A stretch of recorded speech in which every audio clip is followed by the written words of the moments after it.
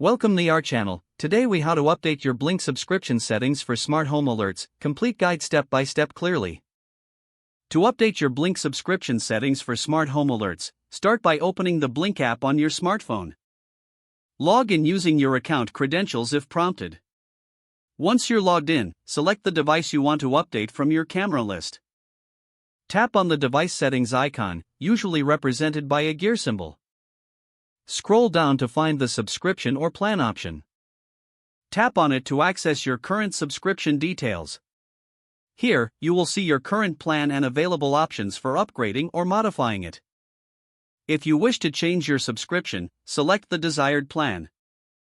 Follow the on-screen prompts to apply the changes. After updating your subscription, return to the main settings menu. Look for the notifications section to configure alert settings. You can customize which notifications you want to receive for this device. Enable or disable alerts according to your preferences. Save your changes once you are done adjusting the settings. Finally, test your new notification settings to ensure everything is working as expected. Your Blink subscription settings for smart home alerts are now successfully updated. If the page does not load, refresh the browser or try again in a private or incognito window. Make sure you are using the correct email address, then retype it carefully to avoid small typos. If your password is not accepted, use the reset option and create a new strong password you can remember.